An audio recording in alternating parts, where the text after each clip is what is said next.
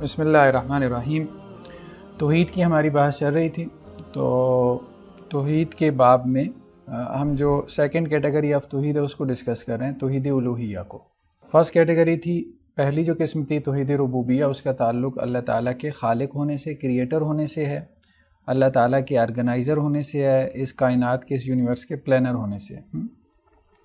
دوسری جو کیٹیگری تھی توحید الوہیہ، تو اس کا تعلق اللہ تعالیٰ کی عبادت سے۔ ہم نے کہا تھا جتنے موڈز آف ورشپ ہیں وہ صرف اللہ کے لیے خاص ہیں، ٹھیک ہے۔ عبادت کے جتنے بھی طریقہ کار ہیں، جتنے بھی شاعر ہیں، تو یا عبادت کے حوالے سے جتنی بھی جو ہے وہ ایکٹس آف ورشپ جسے ہم کہہ سکتے ہیں وہ سب اللہ کی ذات کے لیے خاص ہیں، چاہے وہ رکوع ہو، چاہے وہ سجدہ ہو، چاہے وہ ہاتھ باندھ کے کسی کے سامنے جو ہے وہ عاجزی کے ساتھ کھڑا ہونا ہو اس کی تعظیم کے لیے، یہ سب چیزیں جو ہے وہ اللہ کے لیے خاص ہیں۔ توحید الوہیہ میں یہ آخری حدیث ہماری اس میں ایک رہ گئی تھی، اللہ کے رسول صلی اللہ علیہ وسلم کی ایک حدیث ہے، آپ صلی اللہ علیہ وسلم نے فرمایا الا وان من کان قبلکم کانوا یتخذون قبور انبیائہم وصالحیہم مساجد، کہ خبردار رہو تم سے پہلے جو قومیں تھیں انہوں نے اپنے نبیوں اور اپنے صالح لوگوں کی، یعنی جسے ہم اولیاء اللہ کہتے ہیں، ان کی قبروں کو سجدہ گاہ بنا لیا۔ مسجد سے مراد وہاں پہ مسجد کہتے ہیں سجدہ کرنے کی جگہ کو، تو سجدہ کرنے کی جگہ بنا لیا۔ الا فلا تتخذوا القبور مساجد انی انہاکم عن ذلک، خبردار قبروں کو سجدے کی جگہ مت بنانا، بے شک میں تمہیں اس سے منع کر رہا ہوں۔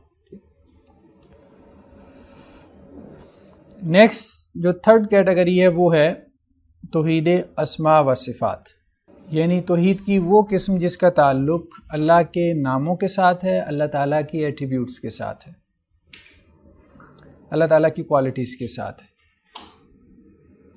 یعنی اللہ کے ناموں جیسے نام کسی کی نہیں ہے، اللہ کی صفات جیسی صفات کسی کی نہیں ہے۔ ایک بات تو یہ ہو گئی۔ دوسری بات یہ بھی ہے کہ اللہ کے نام اور اللہ کی صفات، اللہ کے نام بھی بیسیکلی اللہ تعالیٰ کی صفات کا اظہار ہے نا، ایک اعتبار سے، ایک پہلو سے۔ تو اللہ تعالیٰ کی جو صفات ہے ویسی صفات ہم انسانوں میں یا اللہ کی مخلوق میں ثابت نہیں کر سکتے۔ اللہ جیسی صفات اللہ کی مخلوق میں نہیں ہو سکتی، ٹھیک۔ تو اس کو کہتے ہیں توحید اسماء و صفات، یعنی اللہ کو اللہ کے اسماء اور صفات میں واحد اور یکتا ماننا، ایک ماننا۔ اس میں یہ بھی بات ہے کہ اللہ کے ناموں جیسے کسی کے نام نہیں ہیں، تو اس لیے اہل علم کے ہاں یہ بات معروف ہے کہ اللہ کے ناموں جیسا نام نہیں رکھا جا سکتا، ٹھیک ہے۔ اب جیسے اللہ کے کتنے نام ہیں، احادیث کے اندر ایک حدیث میں 99 کے قریب ناموں کو جمع بھی کیا گیا ہے، لیکن اس میں بھی یہ ہے، اللہ کے رسول صلی اللہ علیہ وسلم نے ایک حدیث میں کہا کہ جس نے ان 99 ناموں کو یاد کیا تو اللہ عز و جل اس کو جنت میں داخل کریں گے۔ لیکن یہ ہے کہ بعض اہل علم نے ان کا احصاء کیا ہے، ان کو شمار کیا ہے، اور یہ تقریباً کوئی 170 پلس کے قریب ہیں، جو ہمیں 172 یا اتنے ہیں، جو ہمیں قرآن میں یا احادیث میں جن کا تذکرہ ہمیں ملتا ہے، صحیح اور اتھینٹک احادیث میں۔ لیکن کہ اللہ کے صرف اتنے نام ہیں؟ پہلی بات تو یہ کہ اللہ کے صرف اتنے نام نہیں ہیں، اللہ کے نام بے شمار ہیں، ٹھیک ہے۔ لیکن یہ ہے کہ ہمارے نالج میں جو کتاب و سنت سے آئے ہیں وہ یہی ہے۔ تو ایک پرنسپل تو یہ ہے کہ اللہ کو کوئی ایسا نام نہیں دیا جا سکتا جو نام اللہ کی کتاب میں نہ ہو، سنت رسول سے ثابت نہ ہو، احادیث میں موجود نہ ہو، ٹھیک۔ دوسری بات یہ ہے کہ جو نام اللہ کی کتاب میں آ گئے یا صحیح احادیث میں آ گئے، اتھینٹک احادیث میں، ان کا ہم نے انکار نہیں کرنا۔ تو یہ ہے توحید اسماء و صفات۔ اور پھر یہ ہے کہ اللہ کے ان ناموں جیسے نام کسی کا بھی نہیں رکھنا۔ مثال کے طور پہ اللہ کا نام جو ہے، یہ جو نام ہمیں ملتے ہیں وہ الف لام کے ساتھ شروع ہوتا ہے۔ جیسے الرحمن اللہ کا نام ہے، رحمان رکھنے میں کوئی حرج نہیں، رحمان بندے کا نام ہو سکتا ہے، لیکن الرحمن یہ خاص ہو گیا، یہ اسپیسیفک ہو گیا، اسے ہم پراپر ناؤن کہتے ہیں، معرفہ۔ تو الرحمن جو ہے وہ کسی بندے کا نام نہیں ہو سکتا۔ اسی طرح القدیر صرف اللہ کی ذات ہے، ٹھیک ہے۔ تو اگر الف لام کے ساتھ رکھنا ہے تو پھر اہل علم یہ بھی کہتے ہیں کہ شروع میں عبد لگا دیں، جیسے عبد الرحمن، عبد القدیر، ٹھیک ہے۔ عبد الخالق، خالق ہو سکتا ہے لیکن الخالق ایک ہی ہے، تو الخالق کا تو بندہ ہوگا نا، الخالق تو نہیں ہوگا۔ تو اللہ کے ناموں کی طرح اللہ تعالیٰ کی صفات بھی ہیں جن کا تذکرہ اللہ تعالیٰ نے کیا ہے قرآن میں بھی اور احادیث میں بھی۔ تو اللہ کی صفات کو انسانوں کے اندر ثابت کرنا تو یہ بھی شرک میں آ جاتا ہے، اس طرح سے ثابت کرنا جیسے وہ اللہ کے لیے ثابت ہو رہی ہیں۔ ایک بات ذہن میں ہمیں رکھنی چاہیے کہ اللہ کی صفات اور ہماری صفات میں کچھ ریزمبلنس ہمیں نظر آتی ہے، اس پہ ہم آگے چل کے گفتگو کرتے ہیں۔ اللہ تعالیٰ کہتا ہے ان اللہ سمیع بصیر، اللہ تعالیٰ سنتا ہے دیکھتا ہے، انسان بھی سنتا ہے اور دیکھتا ہے، یعنی سماعت اور بصارت انسانوں کے اندر بھی ہے نا۔ اب ان دونوں میں کیا فرق ہے، ٹھیک ہے، اس کو ہم آگے چل کے ڈسکس کرتے ہیں۔ لیکن یہ کہ جیسے اب اللہ تعالیٰ نے اپنی صفات میں سے ایک صفت کا تذکرہ کیا ہے قرآن مجید میں کہ اللہ تعالیٰ ہی ہے جو انسانوں کو بیٹے دیتا ہے، اللہ تعالیٰ ہی ہے جو بیٹیاں بھی دیتا ہے، اور اللہ تعالیٰ جس کو چاہتا ہے بانجھ بنا دیتا ہے، جس کو چاہتا ہے اللہ تعالیٰ دونوں طرح کی اولاد عطا کر دیتا ہے، ٹھیک ہے، مطلب 4 ہی آپشنز ہو سکتی ہیں، یہ سب اللہ کے ہاتھ میں ہے۔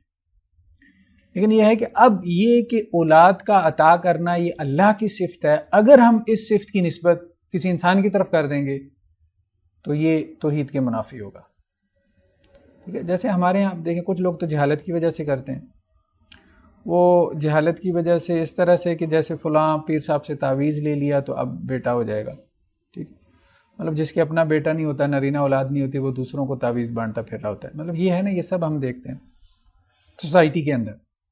تو اللہ تعالیٰ کی صفات میں اللہ کے ساتھ کسی کو شریک ٹھہرا دینا، اللہ تعالیٰ غیب کا علم رکھتا ہے، عالم الغیب، کہ اللہ تعالیٰ کی صفت بیان ہوئی قرآن مجید میں۔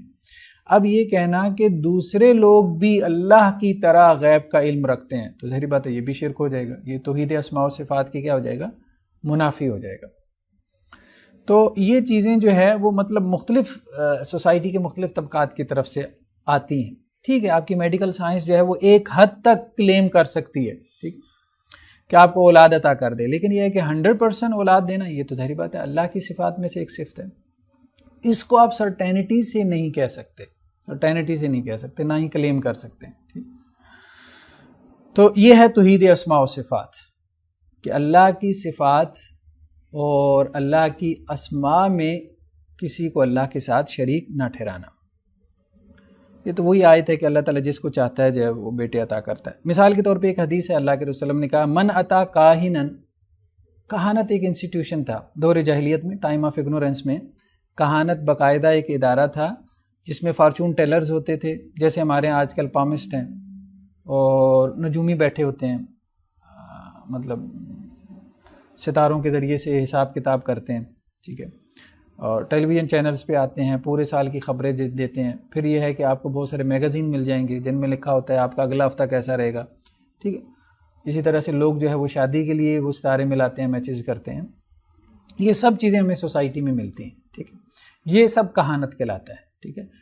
ہمارے ہاں ماڈرن سائنسز میں اس کو آکلٹ سائنسز کہا جاتا ہے، مطلب مخفی علوم۔ اکلٹ سائنسز سائیکالوجی کا ایک مطلب نکلا ہوا، سائیکالوجی سے نکلا ہوا ایک ڈسپلن شمار ہوتا ہے، اور ویسٹ میں تو بعض یونیورسٹیز میں باقاعدہ اس کے مطلب انسٹیٹیوشنز بھی ہوتے ہیں، پڑھایا جاتا ہے باقاعدہ اس کو ایک سبجیکٹ کے طور پہ۔ بہرحال یہ ایک سبجیکٹ ہے جس میں ہپناٹزم آ جاتا ہے، ٹیلی پیتھی آ جاتی ہے، اس میں میڈیٹیشن آ جاتا ہے، اس میں مطلب اس قسم کی جتنی میجک آ جاتا ہے، ٹھیک ہے، ان سب چیزوں کی کیا ریالٹی ہے، کیا حقیقت ہے، ٹھیک ہے، اس میں جنات یا روح سے متعلق جو چیزیں ہیں، اسپرچویلٹی جسے ہم کہتے ہیں، وہ روحانی دنیا جسے ہم کہتے ہیں، اسپرچول ورلڈ، تو یہ جو ہیری پوٹر کی ساری کہانی ہے یہ سب جو ہے وہ اکلٹ سائنسز کے تحت آتی ہے۔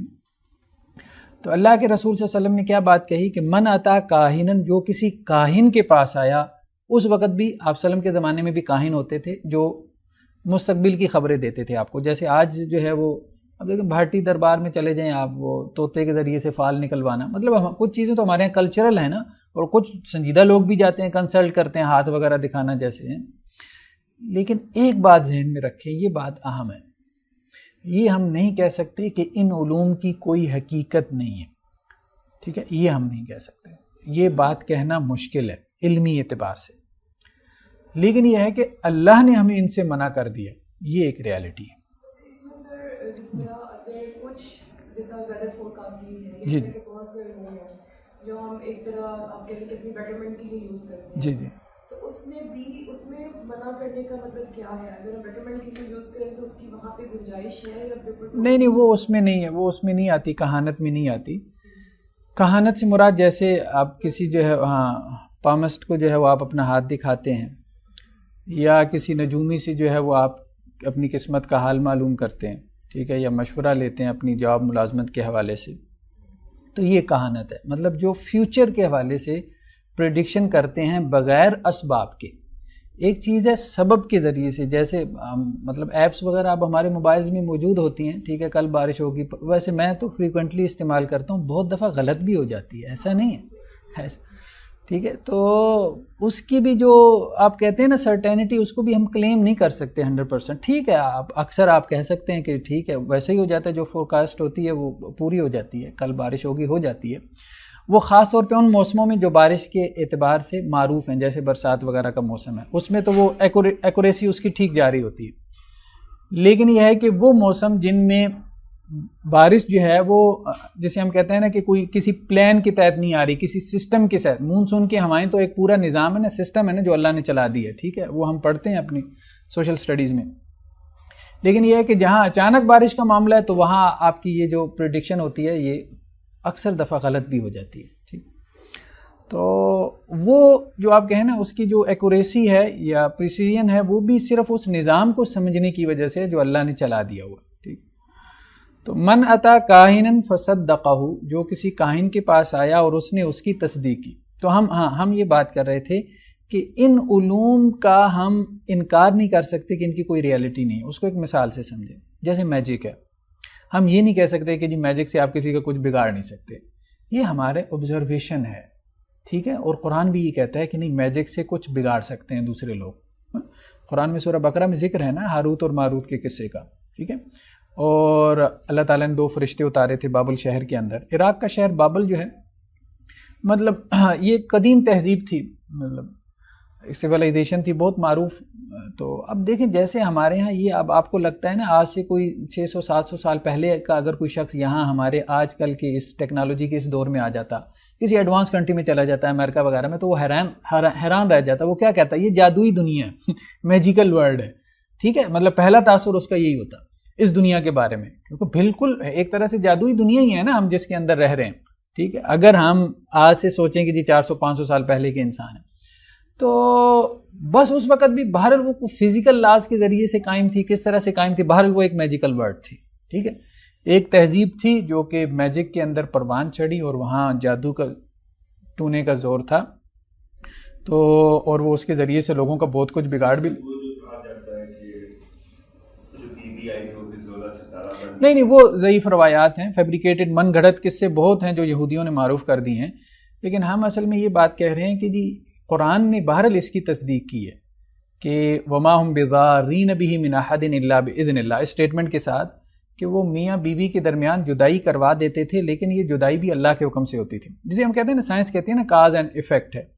اب دیکھیں کاز اینڈ ایفیکٹ، علت المعلول کا جو رشتہ ہے یہاں پہ بھی اللہ نے اس کو علت بنا دیا، اس کو کاز بنا دیا. بس اس بات کو سمجھنے کی ضرورت ہے. تو ایک سائنٹیفک اپروچ کے ساتھ اس چیز کو ہم سمجھ سکتے ہیں کہ وہاں پہ کاز وہ جادو بن جاتا ہے. جادو کی اس کی جو ورڈنگ ہے، جو الفاظ ہیں جادو ٹونے کے لیے اس نے جو کچھ کیا ہے، وہ اس جو بھی اس کو اس نے بیماری لگانے کے لیے یا کوئی نقصان پہنچانے کے لیے کیا. تو ان چیزوں کی حقیقت ہے. ہو سکتا ہے ایک آدمی آپ کا ہاتھ دیکھ کے، ٹھیک ہے، آپ کو کچھ پریڈکٹ کرے اور ویسا ہی ہو جائے. یہ پاسبلٹی ہے کہ اللہ نے میری تقدیر میرے ہاتھوں کے اندر لکھ رکھی ہو، اللہ نے لکھ رکھی ہو، ٹھیک ہے. لیکن اللہ نے ہمیں اس سے منع کر دیا. یہ اصل بات ہے. جادو سے کچھ ہو جاتا ہو لیکن کیا ہے؟ جادو کفر ہے. اللہ کے رسول نے کیا کہا؟ جادو کفر ہے، جادو جو کرنا حرام ہے، ٹھیک ہے. اور جادوگر کی سزا کیا بیان کی؟ قتل ہے، ٹھیک ہے. تو ہو جانا یا اس کی کوئی حقیقت ہونا، یہ بہرحال ہماری مطلب مذہب کی ڈومین سے یہ بات خارج ہے. لیکن مذہب کی ڈومین میں کیا بات آتی ہے کہ یہ چیز خیر ہے یا شر ہے. جادو ایک علم ہے، یہ بات ٹھیک ہے، لیکن یہ ہے کہ یہ خیر کا علم ہے یا شر کا علم ہے، یہ مذہب کی ڈومین ہے. مذہب ہمیں یہ بتاتا ہے کہ بھائی یہ خیر کا علم ہے، اس کو تم نے اختیار کرنا ہے، یہ شر کا علم ہے، اس سے تم نے بچنا ہے. کہانت، فورکاسٹنگ، ٹھیک ہے، فیوچر کی پریڈکشن کرنا، پامسٹری ہو گئی، اسی طرح جو ہے وہ ستاروں کے ذریعے سے کچھ چیزیں جو ہے، یہ بہرحال ایک علم ہے. ہم اس کا بطور علم ہونے کے انکار نہیں کریں گے، ٹھیک ہے. لیکن یہ خیر کا علم نہیں، یہ کیا ہے؟ شر کا علم. ہمارے دین نے اس علم کے بارے میں یہ حکم لگایا کہ یہ شر کا علم. تو بہرحال ہمارے ایک دوست ہیں، وہ بہت معروف رائٹر بھی ہیں اور بڑے مذہبی آدمی ہیں. جو لوگ فیس بک پہ بیٹھتے ہیں ان کو جانتے ہوں گے، رایت اللہ فاروقی صاحب ہمارا کالم نگار ہیں، اچھے کالم نگار ہیں. تو انہوں نے کوئی یہ ہاتھ دیکھنے ویکھنے کا یہ جو تھوڑا بہت جو ہے نا کوئی ایکسپیرینس حاصل کیا. تو کہتے ہیں کہ ہمارے یہاں ایک دفعہ مدرسے میں میں تھا، کراچی، وہ مدرسے کے فارغ التحصیل بھی ہیں. تو وہاں پہ جو ہے وہ ایک صاحب آئے، وہ لندن سے آئے تھے. تو وہ رات انہوں نے جس کمرے میں سٹے کیا تو میں بھی وہاں پہ تھا. تو میں نے ویسے ہی ان کو اتفاقاً وہ اس کے اوپر بات چل پڑی، عقل سائنسز کے اوپر. وہ کہتے ہیں وہ کوئی حقیقت نہیں ہے، سائنس نے سب کچھ غلط ثابت کر دیا ہے، فلاں ہے ڈمکان ہے. میں نے کہا اگر کوئی حقیقت نہیں ہے مجھے اپنا ہاتھ دکھائیں. تو انہوں نے جو ہے وہ مجھے اپنا ہاتھ دکھایا. تو میں نے کہا آپ شادی شدہ ہیں؟ تو کہتے ہیں یہ کیا بات ہوئی، جس ایج میں میں ہوں اس ایج میں تو سارے لوگ ہی شادی شدہ ہوتے ہیں تقریباً. کہتے ہیں اچھا. میں نے کہا دوبارہ ہاتھ دکھائیں. دوبارہ دکھایا. تو میں نے کہا آپ کی مسز پریگننٹ ہیں؟ کہتے ہیں اب اس کا تھوڑا سا چہرہ متغیر ہوا. کہتا ہے یہ بھی تکا ہے. کہتا ہے میں نے کہا پھر ہاتھ دکھائیں. تیسری مرتبہ ہاتھ دکھایا. میں نے کہا 6 ماہ کی پریگننسی ہے. کہتا ہے وہ بندہ بالکل جیسے اس کا نا رنگ فک ہو چکا تھا. تو بات ایسی تھی. تو اب یہ ایک مولوی صاحب ہیں جو اس کو غلط سمجھتے ہیں، ٹھیک ہے، اس کے استعمال کرنے کے قائل بھی نہیں ہے، لیکن بہرحال اس علم میں کچھ حقیقت ہے کہ نہیں ہے. پھر انہوں نے بتایا اصل بات یہ ہے کہ آپ کا جو بایاں ہاتھ ہوتا ہے، بایاں ہاتھ، انہوں نے کہا اس کو آپ سائنٹیفکلی اگر آپ اس کو چیک کرنا چاہتے ہیں نا، کراس چیک کرنا چاہتے ہیں میرے اس کلیم کو، تو آپ وہ بھی کر سکتے ہیں. آپ کے بایاں ہاتھ کبھی بھی جو ہے وہ نجومی کو نہ دکھائیں. اس کی وجہ یہ ہے کہ بائیں ہاتھ پہ آپ کا ماضی ہوتا ہے، دائیں پہ آپ کا فیوچر ہوتا ہے. ٹھیک ہے، فیوچر کو وہ پڑھ نہیں سکتے، اس کو اللہ نے بین کیا ہوا ہے. کوئی تکا لگا لے تو لگا لے، بہت زور لگا لے، نہیں پڑھ سکتا. وہی جیسے قرآن نے کہا نا کہ یہ جنات جب اوپر جاتے ہیں تو سن گن لینے کی کوشش کرتے ہیں. ٹھیک ہے، تو کوئی ایک آدھ بات ان کے کان میں پڑ جاتی ہے، اچک کے لے جاتے ہیں، تو فاتباؤ شہاب ثاقب، تو پیچھے سے ان کو فرشتہ جو ہے کوڑا مارتا ہے. ٹھیک ہے، وہ ایک آدھ بات آ کے کاہن کے کان میں ڈال دیتے ہیں اور وہ کاہن اسے پوری کہانی بنا لیتا ہے. ٹھیک ہے، اسی سے ان کا وہ انسٹیٹیوشن چل رہا ہوتا ہے. وہ فیوچر جو پریڈکشن ہوتی ہے وہ ایک چھوٹی سی بات جو وہ کسی جن کے کان میں پڑ گئی. وہ فرشتوں کو جب اللہ نے حکم دیا نا کہ یہ کام کرنا ہے، تو ظاہر بات ہے فرشتوں کے ذریعے سے تدبیر ہو رہی ہے پوری کائنات کی. تو اب وہ فرشتے جو ہے وہ اس کی امپلیمنٹیشن کے لیے کیا کرتے ہیں، کائنات میں پھیل جاتے ہیں، آپس میں ڈسکس کرتے ہیں. تو وہ جنات جو ہے وہ اس وقت کوئی بات سن لیتے ہیں، اور وہ بھی ان کی مطلب اچھی خاصی پٹائی ہوتی ہے اس پہ بھی. تو وہ یہ کہتے ہیں کہ اصل میں دائیں ہاتھ میں آپ کا فیوچر ہے، یہ تو اس کو نہ دکھائیں. بائیں ہاتھ دکھا دیں. بائیں ہاتھ میں انسان کا ماضی ہوتا ہے، اور وہ تقریباً 1 ماہ کا، پچھلا 1 ماہ کا. ٹھیک ہے نا، اور یہ لکیریں بدلتی رہتی ہیں. یعنی 1 ماہ بعد اگر آپ اپنا ہاتھ سکین کروائیں گے تو وہ لکیروں کی وہ آثار نہیں ہوں گے. تو خیر بات دوسری طرف نکل گئی. ہم کہنا یہ چاہ رہے ہیں کہ ان چیزوں کی کچھ ریئلٹی ہے، ہمیں اس سے کوئی کنسرن نہیں ہے کہ نہیں ہے. لیکن بہرحال لوگ کہتے ہیں جو ان چیزوں کے اندر ان علوم کے ماہر ہیں، جو اس میں پڑھے ہیں.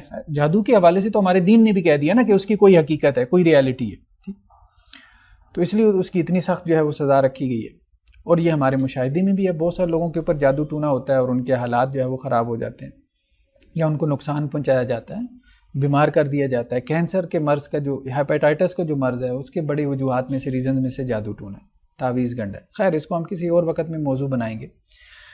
لیکن کہنے کا مقصد یہ ہے کہ ہمارے دین نے ان تمام علوم کے لیے کیا شر کا حکم لگایا اور ان سے سختی سے منع کر دیا. ٹھیک ہے، جو ان کے اندر پڑتا ہے تو وہ حرام کام کا ارتکاب کرتا ہے اور بعض اوقات کفر میں بھی چلا جاتا ہے. جیسے اللہ کے رسول صلی اللہ علیہ وسلم نے کہا کہ جو کسی کاہن کے پاس آیا فصدقہ، اور اس نے اس کی بات کی تصدیق کی، بما یقول، جو وہ کہہ رہا ہے، فقد کفر بما انزل علی محمد، تو محمد صلی اللہ علیہ وسلم پہ جو نازل ہوا اس نے اس کا کفر کر دیا. اللہ کے رسول صلی اللہ علیہ وسلم پہ کیا نازل ہوا؟ قرآن مجید. یہ تو قرآن کے انکار کے مترادف ہے نا. تو توحید اسماء و صفات میں 4 پرنسپلز ہیں، یعنی 4 چیزیں ہیں. اللہ کے اسماء، اللہ کے ناموں کے حوالے سے 4 چیزوں کا ہم نے دھیان رکھنا ہے. نمبر 1 کہ اللہ کے ناموں میں، اللہ کی صفات میں ہم نے تحریف نہیں کرنی. تحریف، ڈسٹورشن، اس کے معنی تبدیل کر دینا. یہ ابھی ہم دیکھتے ہیں، اس کو تھوڑا سا سمجھتے ہیں. دوسرا کیا ہے؟ تعطیل. اللہ کے ناموں اور اللہ تعالیٰ کی صفات کے جو میننگ ہیں ان میننگ کا انکار کر دینا. تیسرا کیا ہے؟ تکییف، اللہ تعالیٰ کی صفات کی کیفیت بیان کرنا کہ وہ کس طرح سے ہیں. چوتھا کیا ہے؟ تمثیل، اللہ تعالیٰ کی صفات کے لیے مثال بیان کرنا. دیکھیں اللہ تعالیٰ کی بہت ساری صفات آئی ہیں قرآن میں یا احادیث میں. مثال کے طور پہ تعریف کی مثال کیا ہے؟ تعریف کی مثال یہ ہے کہ اللہ کے رسول صلی اللہ علیہ وسلم نے کہا کہ اللہ تعالیٰ ہر روز سحری کے وقت میں اللہ تعالیٰ کیا کرتے ہیں؟ آسمان میں دنیا پہ آتے ہیں. صحیح حدیث ہے نا، سب نے تقریباً سنی ہوگی کہ اللہ تعالیٰ آسمانی دنیا پہ تشریف لاتے ہیں سحری کے وقت میں، اور ایک فرشتہ ندا لگاتا ہے کہ اللہ تعالیٰ یہ کہہ رہے ہیں حل من مستغفرین، کوئی استغفار کرنے والا ہے میں اس کو معاف کر دوں، حل من سائلین، کوئی سوال کرنے والا ہے جس کے میں سوال پورا کر دوں. تو اللہ تعالیٰ گویا کہ ایک طرح سے اپنے بندے کا انتظار کر رہے ہوتے ہیں. اب اس پہ سوال یہ پیدا ہوا، یہاں سے ہماری ڈیبیٹ چلی جاتی ہے کلامی فرقوں پہ. امت مسلمہ میں ایک خاص وقت میں 2 صدی ہجری میں پھر اس کے بعد کچھ فرقے پیدا ہوئی ہیں، سیکٹس، جنہیں کلامی سیکٹس کہتے ہیں، کلامی فرقے. ان فرقوں کے پیدا ہونے کی ریزن کیا تھی؟ یونانی فلسفہ. یونانی فلسفہ اور ارسطو کی منطق جب عربی میں ٹرانسلیٹ ہوئی، خاص طور پہ عباسی ٹائم پیریڈ کے اندر، ٹھیک ہے، ہارون الرشید وغیرہ نے بیت الحکمہ کے نام سے ایک باقاعدہ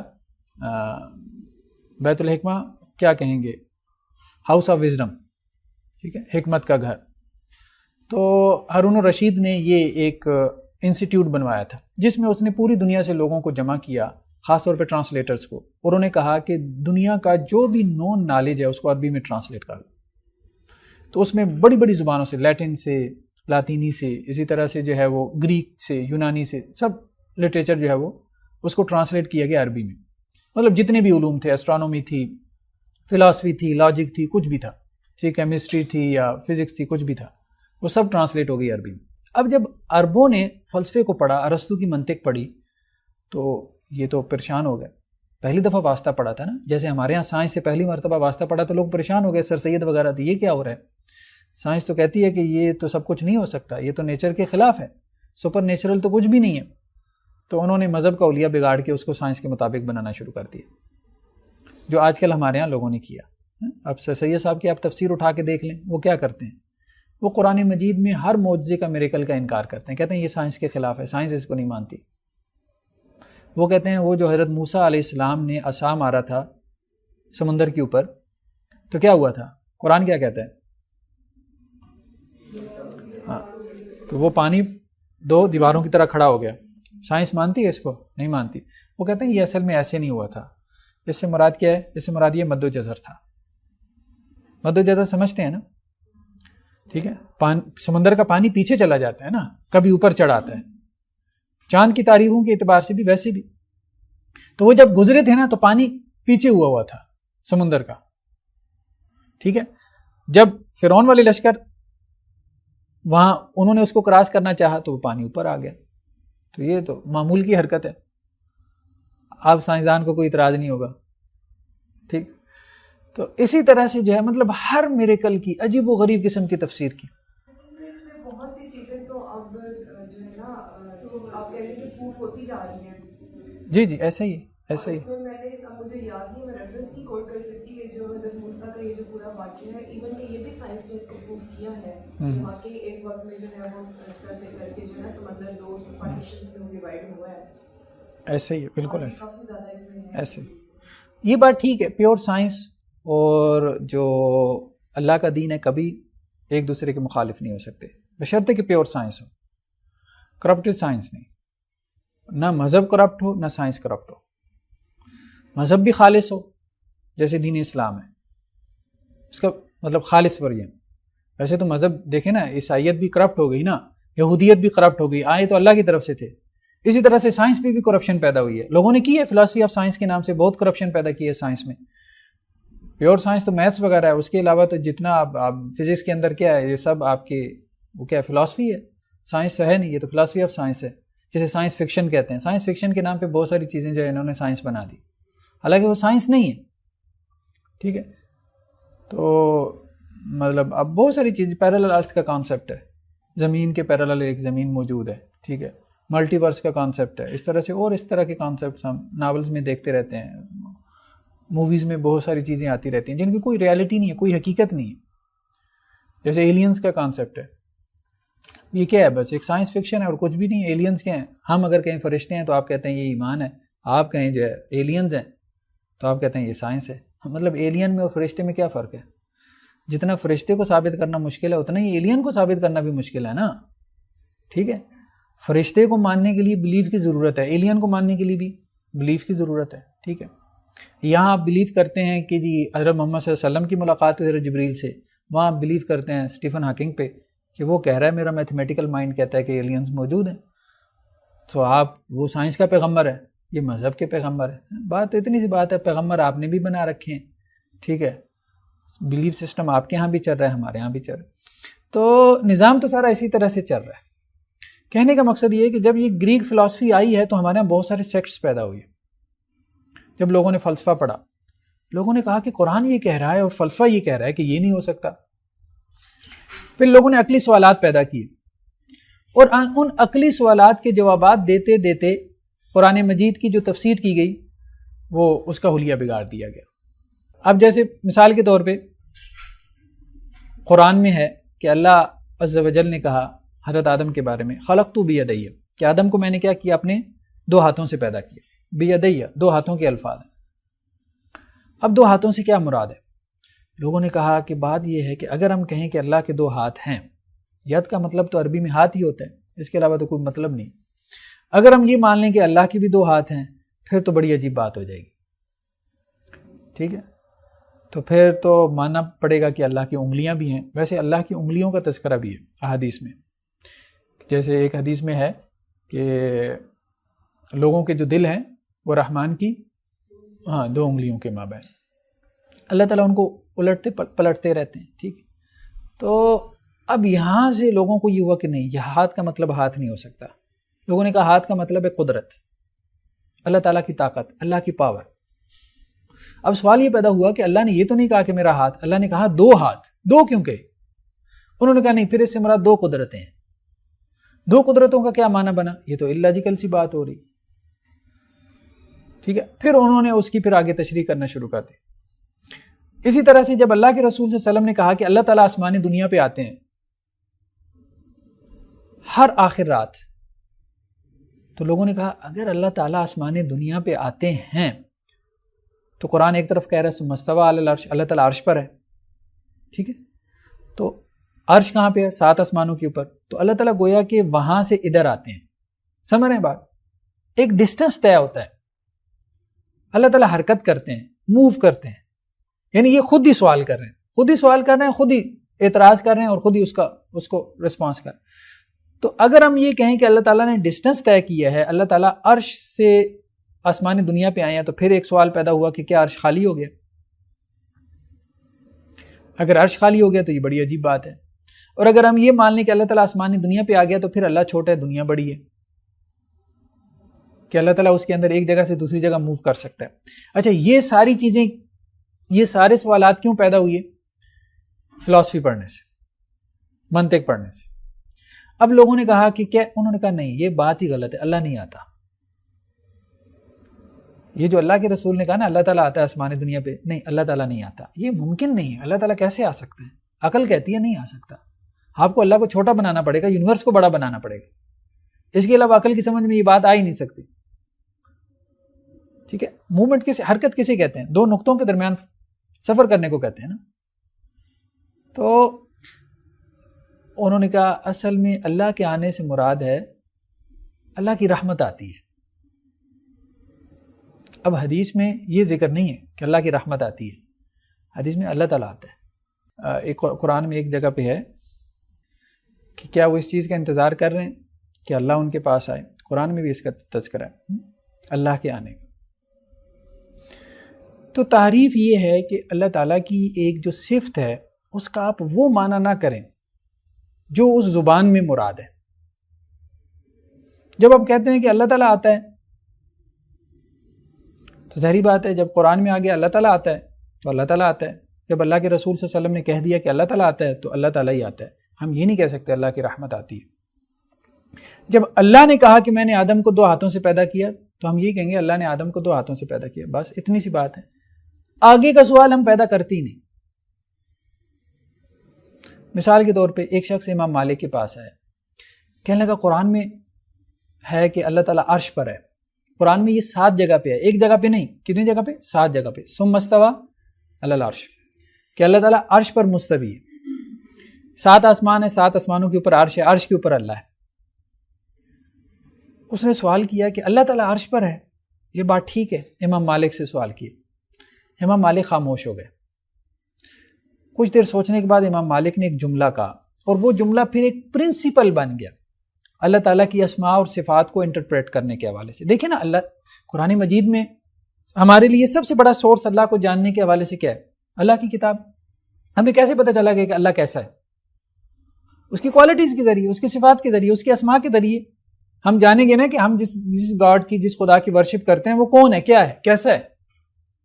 ٹھیک ہے, تو اللہ نے یہ صفات اسی لیے تو بیان کی ہے نا کہ تمہیں بھی پتا ہو کہ تمہارا الہ کیسا ہے. اور لوگوں کو بھی تو معبود ہے نا, انہیں پتا ہے کہ ان کے معبود کیا ہیں, انہوں نے ان کے حوالے سے سٹوریاں بنائی ہیں, کہانیاں بنائی ہیں. کرشنا یہ کر سکتا ہے, کرشن جی ایسے ہیں, رام فلان ڈمکان ہے, سارا کچھ. تو اب اللہ نے تو اپنا تعارف کروایا. اب ایک ہی سورس ہے ہمارے پاس, اور وہ وہی کا سورس ہے. اس کو بھی ہم کیا کریں؟ غلط انٹرپریٹ کر دیں, تو خدا کو جاننے کا کیا ذریعہ ہمارے پاس باقی رہ جائے گا؟ کچھ بھی نہیں رہ جائے گا. تو امام مالک نے کہا بھائی بات یہ ہے, الاستواء معلوم, اللہ کا عرش پہ ہونا یہ معلوم ہے, یہ تو نص میں آ گیا, اس کا انکار نہیں کر سکتے. والکیف مجہول, کیفیت کیا ہے؟ یعنی تمہارے ذہن میں جو سوال پیدا ہو رہا ہے نا, اب اس کو میں ایڈریس کر رہا ہوں.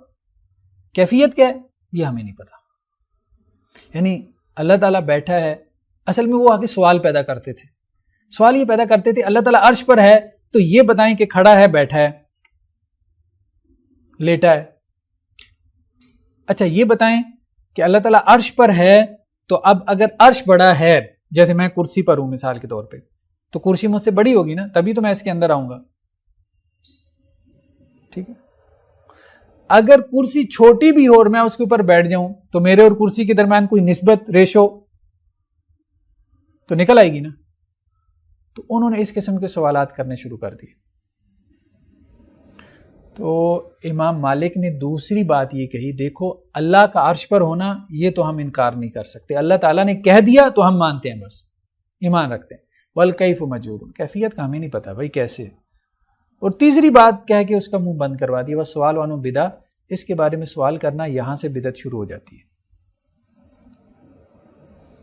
یہاں اپنا دماغ بند کر لو بس. اللہ نے آدم کو 2 ہاتھوں سے پیدا کیا, بس ہم ایمان لاتے ہیں 2 ہاتھوں سے پیدا کیا. ہمیں نہیں پتا کہ وہ ہاتھ کیسے ہیں. ہم یہ نہیں کہتے کہ وہ انسانوں جیسے ہاتھ ہیں. ہم نہ اس کے بارے میں سوچتے ہیں, نہ امیجن کرتے ہیں, نہ اپنے ذہن میں کوئی تخیل لے کے آتے ہیں, نہ کوئی تصویر لے کے آتے ہیں. لیکن ایک بات اللہ نے کہہ دی تو ہم کیسے اس کے اندر مطلب ڈسٹارشن پیدا کریں؟ ہم کیسے اس کا معنی عجیب و غریب کر دیں جو معنی بنتا ہی نہ ہو؟ ہم یہ ضرور کہہ دیں گے کہ بھئی اس کی حقیقت یعنی اس کی جو ٹوٹل ریئلٹی ہے وہ ہمارے علم میں نہیں. وہ قیامت والے دن ظاہری بات ہے. اللہ کے رسول نے کہا تم اپنے رب کو اس طرح سے دیکھو گے جیسے تم 14ویں رات کے چاند کو دیکھتے ہو, ایسے. ٹھیک ہے, تو وہ ہم دیکھ لیں گے. تو پہلی چیز کیا ہے؟ تحریف. تحریف کا مطلب کیا ہے؟ جو اس کے میننگ ہے وہ میننگ کیا کریں آپ؟ بدل دیں. جیسے اللہ تعالیٰ کے ہاتھوں سے مراد قدرت لے لیں, ٹھیک ہے. اللہ تعالیٰ کے آنے سے مراد اللہ کی رحمت کا آنا مراد لے لیں. دوسری چیز کیا ہے؟ تعطیل. تعطیل کیا ہے؟ سسپینشن.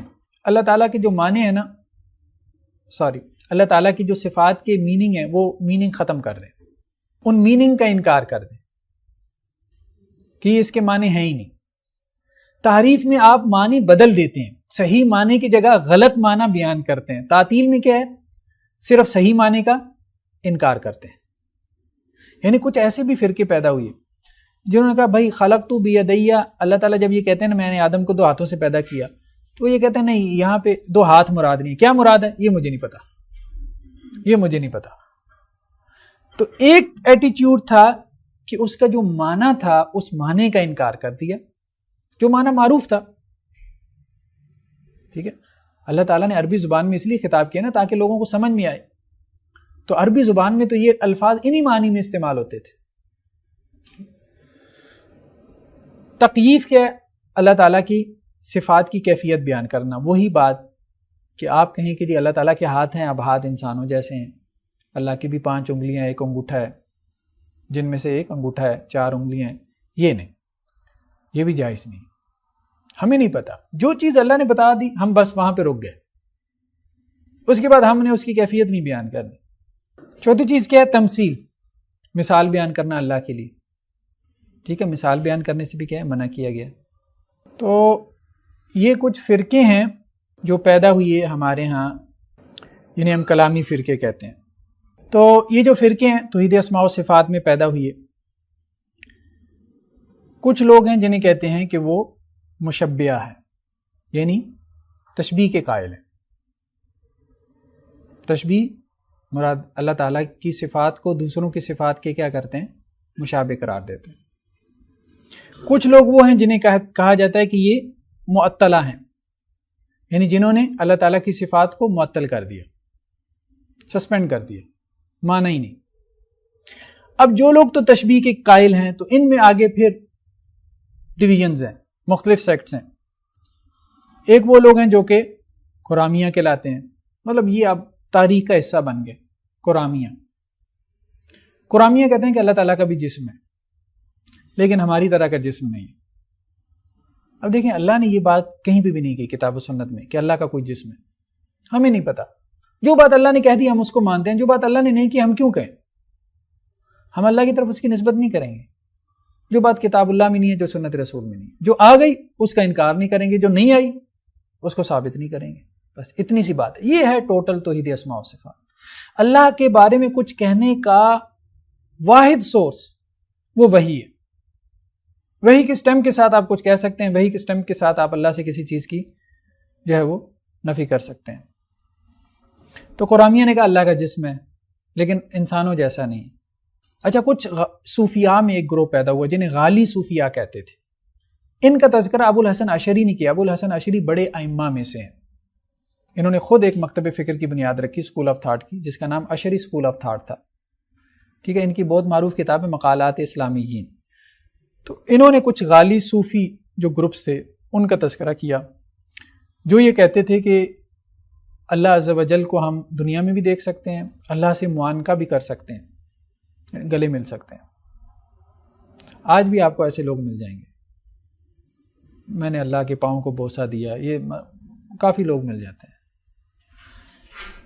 اسی طرح روافظ کے اندر جو ہے وہ کچھ لوگ پیدا ہوئے، یعنی اہل تشیع میں یہ ایک غالی گروپ تھا جنہیں روافظ کا نام دیا گیا، یعنی جنہیں اہل تشیع نے بھی ایکسیپٹ نہیں کیا. شیعہ اسکول آف تھاٹ میں بھی ان کو پسند نہیں کیا جاتا غلو کی وجہ سے.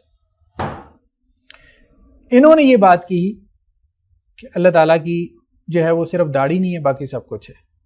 اللہ تعالیٰ کے جسم پہ بال بھی ہیں، وہ ہڈیوں اور گوشت پوشت کا بنا ہوا ہے، اس کی رگوں میں خون بھی دوڑتا ہے. اس حد تک چلے گئے. ان کو کہتے ہیں مشبہہ، یعنی اللہ کو مشابہ قرار دینا، جیسے انسان کی طرح اللہ کو دیکھنا. یہ ہم نہیں کر سکتے. اس کی وجہ یہ ہے کہ اللہ تعالیٰ نے اپنے آپ کو اس طرح سے ہمیں دکھایا نہیں ہے. کچھ چیزوں کا تذکرہ ہے لیکن اس طرح سے نہیں دکھایا. دوسری طرف جو ایٹیچیوڈ ڈیولپ ہوا یا جو اپروچ پیدا ہوئی وہ کیا تھی؟ وہ تعطیل کی تھی کہ اللہ تعالیٰ کی صفات کا انکار کریں. یعنی ایک لوگوں نے صفات کو ثابت کرنے میں کیا کیا؟ غلو کیا، ایگزیجریٹ کیا، یعنی صفات اس درجے میں ثابت کر دیں جیسے انسانوں کے درجے کی. ٹھیک ہے، اللہ کو ایک انسان کی طرح کا جو ہے وہ بنا کے رکھ دیا، اللہ کا ہی والا. اور دوسری طرف لوگوں نے اللہ کی صفات کا انکار کرنا شروع کر دیا. اب اس میں کچھ لوگ تھے جو کہ فلاسفہ تھے اور کچھ متکلمین تھے. ٹھیک ہے، متکلمین وہ تھے کہ جنہوں نے دفاع کے لیے یہ کام کیا، اسلام کے دفاع میں، کہ ہم فلسفے کے اعتراضات سے اسلام کو محفوظ کر سکیں. اب اس میں بھی بہت سارے پھر شیڈز پیدا ہوئی. فلاسفہ میں اب آپ دیکھیں کہ مطلب سب سے پہلے جو ہے وہ ملاحدہ ہیں. یہ لوگ کہتے ہیں کہ مطلب اللہ تعالیٰ کے نہ اسماء کو مانتے ہیں نہ اللہ کی صفات کو مانتے ہیں.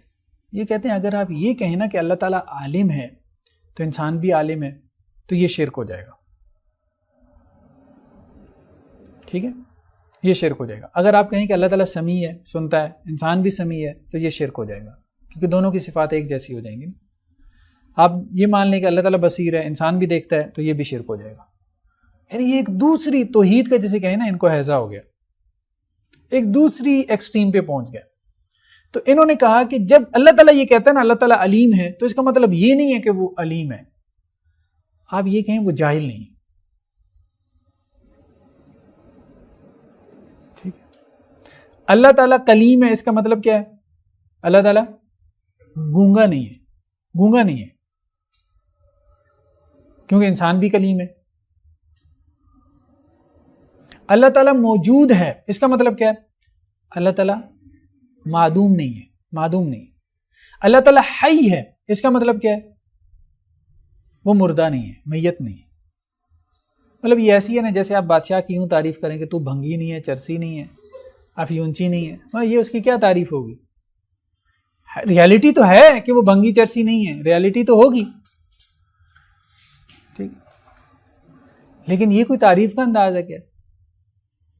اس کو آپ صفت کہیں گے کہ آپ بادشاہ کی صفات بیان کر رہے ہیں. یہ تو صفات بیان کرنے کا انداز جو ہے وہ بالکل بھی عقل کو اپیل نہیں کرتا. تو یہ آپ کیسے فلسفی ہیں جو غیر عقلی بات کر رہے ہیں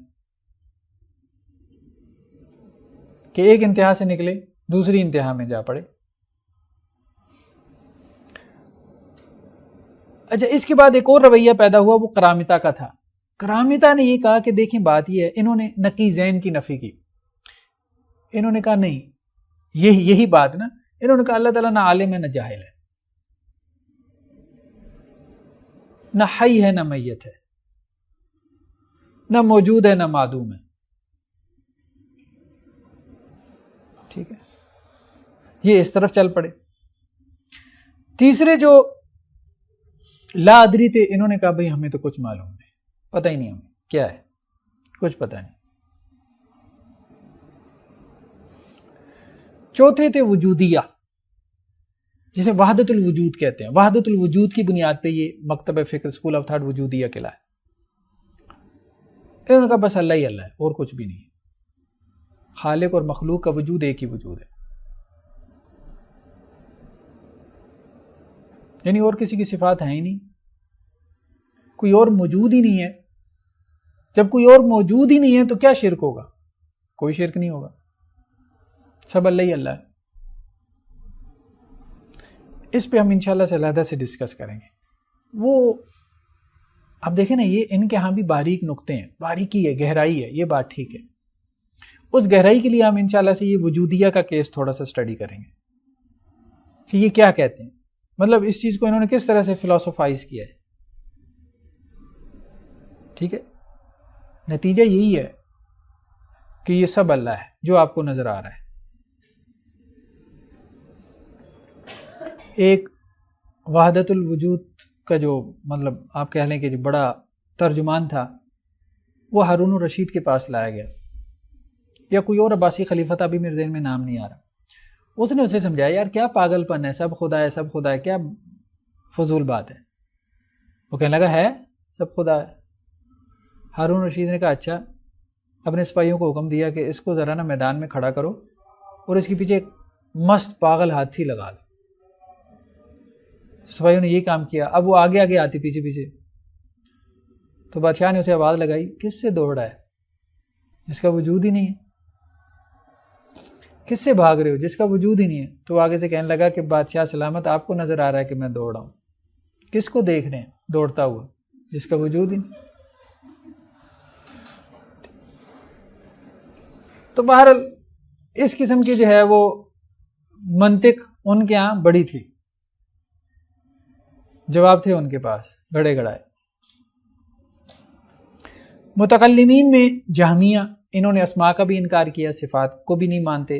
معتزلہ کا نام آپ نے سنا ہوگا, انہوں نے اسماء کو مانا لیکن صفات کا انکار کیا, یعنی اللہ تعالیٰ کے اسماء کو مانتے ہیں, صفات کو نہیں مانتے. پھر متکلمین میں جو ہے وہ کلابیہ کے نام سے ایک گروہ پیدا ہوا جنہوں نے کچھ صفات کو مانا کچھ کو نہیں مانا. انہوں نے کہا کہ وہ صفات جو اللہ کی ذاتی ہیں، جیسے اللہ کے ہاتھ، آنکھوں کا تذکرہ ہے، وہ تو ہم مانتے ہیں. جو فعلی اور اختیاری ہیں، جیسے اللہ نے حضرت موسیٰ سے کلام کیا کوہ طور پہ، یہ ہم نہیں مانتے. اسی طرح اشاعرہ ماتریدیہ کے نام سے 2 اسکول آف تھاٹ ہیں. تو اشاعرہ جو ہے وہ 7 صفات کو مانتے ہیں اور ماتریدیہ 8 کو، باقی کو نہیں مانتے. جن 7 کو وہ مانتے ہیں وہ بنیادی صفات کہلاتی ہیں. اللہ تعالیٰ کی صفت حیات ہے، علم ہے، قدرت ہے، سماعت ہے، بصارت ہے، کلام ہے، ٹھیک ہے، ارادہ ہے. تو ماتریدیہ نے اس میں ایک کا اضافہ کیا جسے صفت تکوین کہتے ہیں، کہ اللہ تعالیٰ جب کسی کام کے لیے چاہتے ہیں تو اسے کہتے ہیں کن ہو جا، تو وہ ہو جاتی ہے. تو یہ ایک مطلب مختصر سا خلاصہ ہے صفات کے حوالے سے. توحید اسماء و صفات کے حوالے سے ہمارے ہاں مطلب کس طرح سے مختلف اسکول آف تھاٹس پیدا ہوئی، پھر ان کے ہاں کیا ڈفرینسز رہے ہیں، تو لوگ کس طرح سے ایکسٹریمز پہ پہنچے. کچھ نے بالکل صفات کا انکار کر دیا اور کچھ نے صفات کو اس طرح سے ثابت کر دینا شروع کر دیا جیسے وہ انسانوں میں ثابت ہو رہی تھی. تو یہ دونوں ایکسٹریمز تھیں. اس میں معتدل اور ماڈریٹ اپروچ کیا تھی کہ اللہ تعالیٰ کی صفات کو ہم مانتے ہیں، لیکن یہ ہے کہ ہم ان کی کیفیت بیان نہیں کرتے اور نہ ہی ان کے بارے میں مزید کھوج اور ٹو میں لگے رہتے ہیں. نہ ہی ہم ان کو انٹرپریٹ کرتے ہیں، نہ ہی ہم ان کی کوئی تشریح بیان کرتے ہیں. ہم کہتے ہیں جتنا اللہ نے جیسے بیان کر دیا اس کے اوپر ہم ایمان رکھتے ہیں. یہ اس لیے اللہ نے بیان کیا ہے تاکہ ہم اس پہ ایمان رکھیں. ٹھیک ہے جی، کوئی سوال ہو تو کر لیں. پھر آیت الکرسی میں جیسے اللہ کی کرسی صرف تو نہیں ہے، لیکن اگر اس کی کوئی جگہ تمثیل اگر بیان کر دے سمجھانے کے لیے کوئی حرج نہیں. تو اللہ کی جسے کہتے ہیں فلا تضربوا للہ الامثال، اللہ کی ذات کے لیے مثالیں مت بیان کرو، اللہ کی ذات کے لیے. ٹھیک ہے نا، جیسے ہمارے یہاں بیان کرتے ہیں جی، جیسے بادشاہ کو ملنے کے لیے پہلے کسی وزیر کو ملنا پڑتا ہے، چھت پہ چڑھنے کے لیے سیڑھی لگانی پڑتی ہے. ٹھیک ہے، تو اللہ سے آپ کا ڈائریکٹ رابطہ کیسے ہو سکتا ہے جب تک آپ درمیان میں اولیاء اللہ کا واسطہ نہیں ڈالیں گے؟ یہ غلط بات ہے نا. اس میں کوئی کہنا مشہور یا کوئی سیفٹی کیا چیز ہوگی کہ کرسی کو ہم کیا سمجھے، آیا چیئر ہی سمجھے یا اس کو منزل سمجھے؟ نہیں، دیکھیں بات یہ ہے، کرسی کا لغت میں ایک معنی ہے. اب یہ اہم بات ہے، اس کو سمجھنے کی کوشش کریں. کرسی کیا ہے؟ عربی زبان کا لفظ ہے. ٹھیک ہے، عربی زبان میں یہ لفظ استعمال ہو رہا تھا جب قرآن مجید نازل ہوا تو کرسی کا لفظ استعمال ہو رہا تھا. عرب اس کا معنی جانتے تھے. اس وقت کرسی عام تھی. ٹھیک ہے نا، جب بادشاہوں کے تخت کے لیے یہ لفظ استعمال ہوتا تھا. ٹھیک ہے، تو کرسی سے مراد اس کا وہی جسے ہم کہتے ہیں جو اس کا زبان کے اندر جو اس کا میننگ ہے، لٹرل میننگ جسے آپ کہتے ہیں. ٹھیک ہے، تو وہ میننگ ہے جو اہل زبان جس معنی میں اس کو استعمال کر رہے تھے. اللہ نے ان سے مخاطب ہو کے کلام کیا نا، گفتگو کی. ٹھیک ہے، اللہ تعالیٰ عربوں کو کہتے ہیں نا ہم نے تمہاری زبان میں قرآن نازل کیا تاکہ تم اس کو انا انزلنا قرآنا عربیا لعلکم تعقلون، تاکہ تم اس کو سمجھو. تو اگر اللہ نے ان کی زبان میں نازل کیا، معنی ان کا نہیں مراد لیا بلکہ اپنا ہی کو خاص مراد لے لیا، تو پھر اللہ تعالیٰ ان کو کیا سمجھا رہے ہیں؟ یہ ایسی ہے نا، میں آپ سے گفتگو کر رہا ہوں، میں کہوں نہیں میرے الفاظ کا معنی وہ نہیں ہے جو یہاں لوگ سمجھ رہے ہیں، تو پھر پہلے مجھے ایک گلوسری دینی پڑے گی نا، تو وہ تو اللہ نے نہیں دی قرآن مجید میں. سمجھ رہے ہیں بات؟ تو اصل بات یہی ہے. ہاں، جہاں پہ قرآن مجید نے تھوڑا ہٹ کے استعمال کیا کسی لفظ کو، جسے ہم کہتے ہیں ٹرمینالوجی کے طور پہ استعمال کیا، وہاں رسول اللہ صلی اللہ علیہ وسلم کی سنت سے واضح ہو گیا کہ یہاں صلاۃ سے مراد ڈکشنری میننگ نہیں ہے، بلکہ صلاۃ سے مراد یہ پورا نظام صلاۃ ہے. یہاں حج سے مراد ڈکشنری میننگ کہاں سے؟ اللہ کے رسول کی سنت سے. تو اللہ کے رسول صلی اللہ علیہ وسلم کی سنت نے بعض اوقات قرآن مجید کے کسی لفظ کی تشریح کرتی ہوئی، اس کو انٹرپریٹ کرتی ہوئی اس میں کچھ اضافی معنی ضرور پیدا کیے. یہ بات ٹھیک ہے، لیکن جہاں نہیں پیدا کی اللہ کے رسول صلی اللہ علیہ وسلم کی سنت نے، تو وہاں کون سے معنی مراد ہیں؟ لغت والے معنی مراد ہیں. تو یہ بیسک پرنسپل ہے. تو کرسی سے مراد کرسی ہے، اس کا لغوی معنی ہے. ہاں، اب ہم اس میں جائیں کہ جی اب وہ کرسی کیسی ہے، ہم اس میں نہیں جاتے،